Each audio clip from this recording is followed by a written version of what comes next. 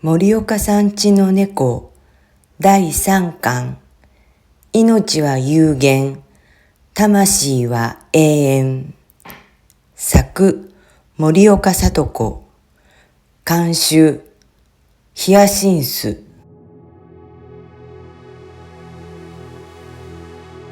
森岡家は5人家族。私は長女の聡子、57歳です。2013年2月7日、長男の直樹ががんのため42歳でこの世を去りました。私の看護師国家試験の5日前のことでした。自宅で看取った弟が私の最初の患者になってしまいました。直樹は家族にメッセージを残していました。お父さん、お母さん、先に死んでしまってごめんね。姉ちゃん、後のことはよろしくね。慎吾は結婚したから幸せになれよ。みんなありがとう。私たちはモニターの向こうに行ってしまった直樹の姿を一度見るのがやっとでした。2016年8月31日、お母さんが人工透析の末、80歳でこの世を去りました。47歳で看護師になっていた私は、家でお母さんを看取ることができました。最後の日には、ヘルパーサービス提供責任者さんと2人で体と髪を洗ってあげることもできました。家族として看護師として最善を尽くしたお別れでした。しかしお父さんは違いました。お母さんを抱きしめてただ泣いていました。そして精神的に参ってしまったのです。お母さんが亡くなる1週間前のことでした。我が家の庭に生後1ヶ月ほどの三毛猫がいました。お父さんはそっと餌を置いてやりました。するとたちまちハエや蚊がたくさん集まってきました。私たちは野良猫の生きている劣悪な環境を思わずにはいられませんでした。せめて森岡家の庭は幸せな場所でありますように。お父さんはその子にミーと名付けて迎え入れたのです。ミーはお父さんが大好きで、毎日お父さんと一緒に眠り、お父さんに甘えました。お母さんを失ったお父さんはミーを育てていくうちに笑顔が増えていきました。ミーは助けられたかわいそうな子ではありません。お父さんを助けた大切な家族でした。森岡家にとって猫は神様からのプレゼントなのでしょう。かけがえのない心の支えです。お父さんが飼っていた黒猫のエディは20歳で老衰のため他界しました。私が飼っていたベルは11歳で突然死を迎えました。仕事から帰るとすでに絶命しており、原因は不明のままです。共に飼っていたゲンはその2ヶ月後、ベルの後を追うように同じ11歳で心不全で逝きました。病院へ連れて行きましたが助かりませんでした。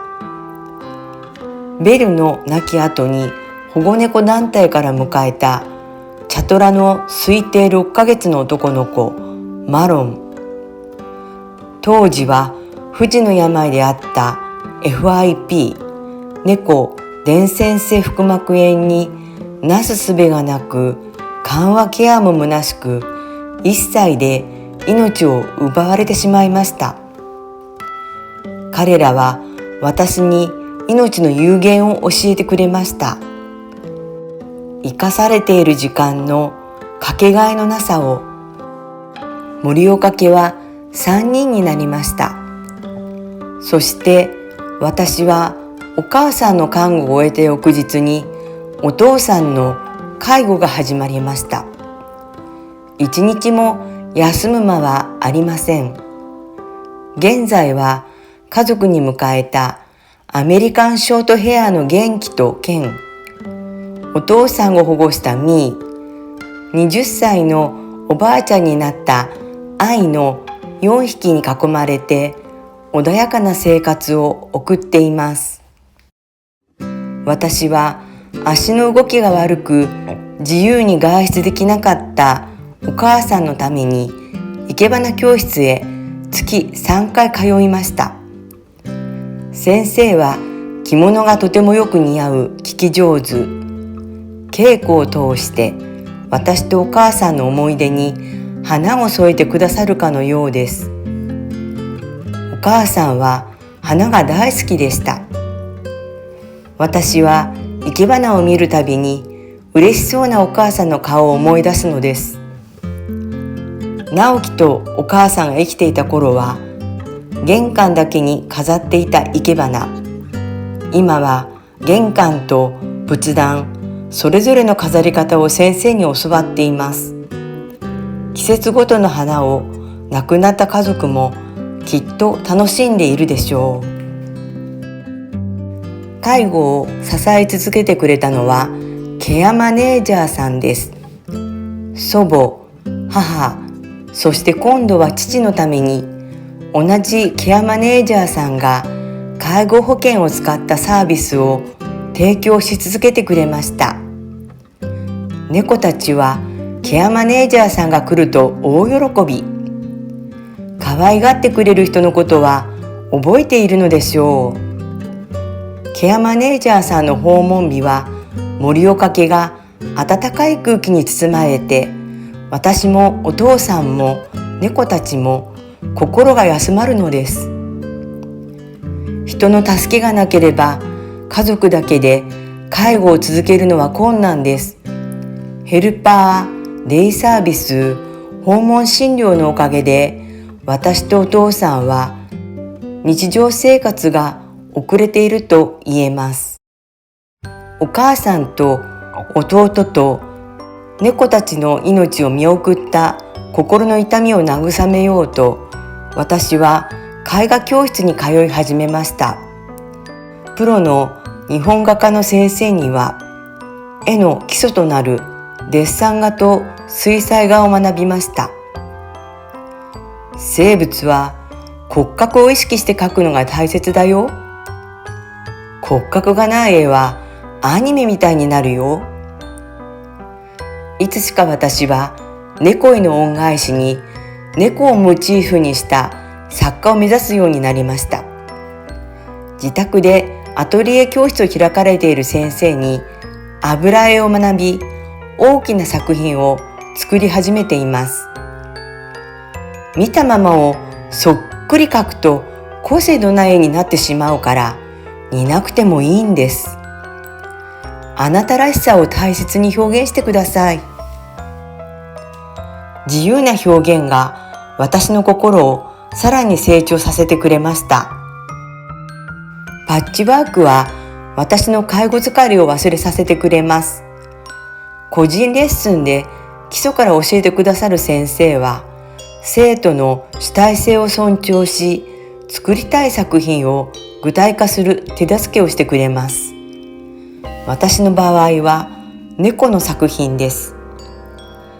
猫の顔を布にアクリル絵の具で描くというアイデアをいただいて、仕事とお父さんの介護の合間に2年かけて完成させた大作。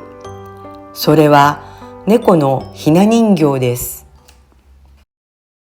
直樹とお母さんを看取った私は、2人の遺品の整理など死後の事務的手続きを行いました。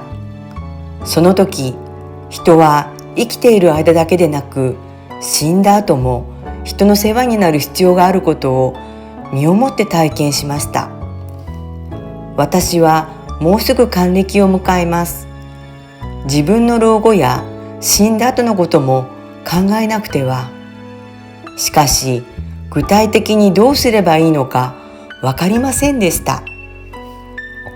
自分の就活は信頼のおけるプロをよりすぐっていらっしゃいました。自宅に来てくれた担当者に必要なことを具体的に説明してもらううちに、私は4匹の愛猫をどうするかを考えることが自分にとっての就活だと分かりました。思いは伝わるものです。さとこに何かあったら、私があなたの猫たちをみんな引き受けるからと親友の由美子さんが申し出てくれました。私は感謝の気持ちでいっぱいになりました。猫のブリーダー経験もあり、犬も飼っている由美子さんはベテラン飼い主。猫のペコちゃんも犬のミミちゃんもとても大切にされていることをよく知っていたからです。早速私は自分の猫たちの一生を託す遺言書を作成することにしました。担当者が公証役場に立ち会って手続きは進み、契約完了です。死んだ後のことは自分ではどうすることもできません。生きているうちに準備するのが一番。私の心に安心感が生まれました。やがて森岡家はみんなこの世からいなくなります。私は絵本作りを学び、森岡家の足跡を書いた作品を国立国会図書館に残そうと決めていました。命は有限。だからこそ心に正直に愛を感じて今を生きる。森岡さん家の猫が、森岡家の家族が私に教えてくれた大切なことです。魂は永遠。そして思うのです。いつの日かこの絵本を生まれ変わった森岡家の家族が一緒に笑いながら読み合う時を。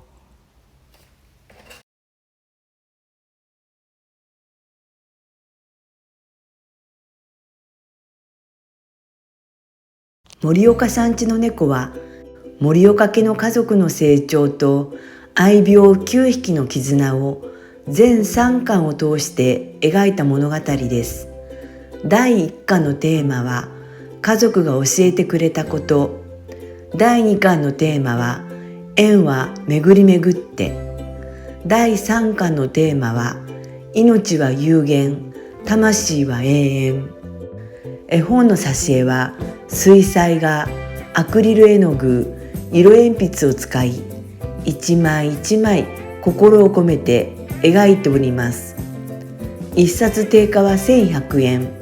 来年3月まで Amazon にて販売しております。また現在、本の町神保町にあるシェア型書店猫の本棚にて絵本とオリジナル絵はがきを販売中です。絵はがきは1枚150円。絵本はこちらでは3冊セットで通常3300円のところ2200円にて販売しております。なお、売上の 3% は猫の保護活動に寄付されております。お店の場所は東京都千代田区西神田 2-2-6-102。営業時間は木曜日から日曜日まで、午後2時30分から午後7時30分までとなっております。詳しくは Google で猫の本棚と検索してみてください。そしてこのチャンネルのチャンネル登録もしていただけたら嬉しいです。最後までご視聴いただきありがとうございました。